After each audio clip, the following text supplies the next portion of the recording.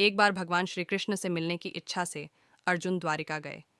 जब वे कई दिनों तक नहीं लौटे तो युधिष्ठिर को भयंकर अपशकुन दिखाई देने लगे। लोग अत्यंत क्रोधी, लोभी, असत्यप्रिय और दुराचारी हो गए थे। उनका व्यवहार कपटपूर्ण हो गया था। पिता, माता, पति, पत्नी में वैर विरोध रहने लगा। यह सब देख युधिष्ठिर बड्ढे चिंतित हो उठे।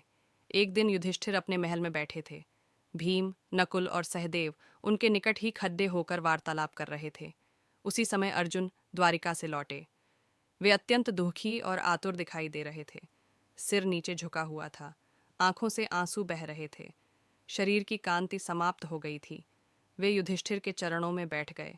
अर्जुन की यह दशा देख युधिष्ठिर घबराकर बोले, अर्जुन, इतने चिंतित क्यों हो?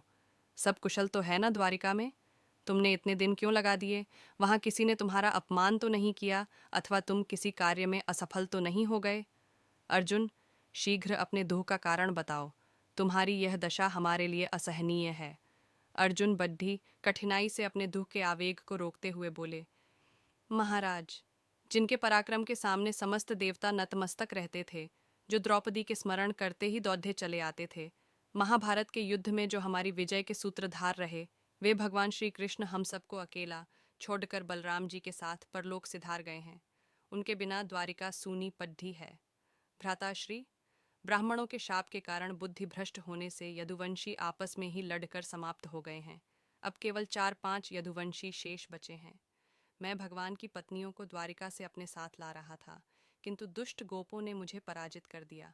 ये वही गांडीव और बाण थे जो पल भर में शत्रु को बेधकर मृत्यु का ग्रास बना देते थे, लेकिन श्री कृष्ण के बिना ये प्रभाहीन हो गए हैं। भगवान श्री कृष्ण मेरे प्रिय सखा थे। उन्होंने सदा मेरे अपराधों को क्षमा किया। उनके बिना मैं स्वयं को बलहीन अनुभव कर रहा हूँ। ऐसा लगता है मानो किसी ने मेरे प्राण ही निकाल लिए हों। अब उनके बिना यह जीवन निरर्थक लगता है। यह कहकर अर्जुन पुनः बिलखने लगे।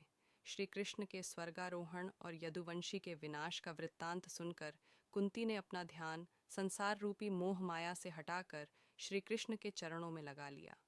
पांडवों ने भी सब कुछ त्याग कर हिमालय पर्वत पर जाने का निश्चय कर लिया। युधिष्ठिर ने हस्तिनापुर में परीक्षित का और मथुरा में अनिरुद्ध, प्रद्युम्न के पुत्र और श्री कृष्ण के पौत्र के पुत्र वज्र का राज्याभिषेक किया।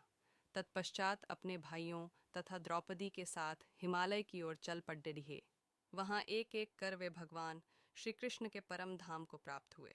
इधर विदुर जी भी पितरों के साथ अपने लोक यमलोक लौट गए।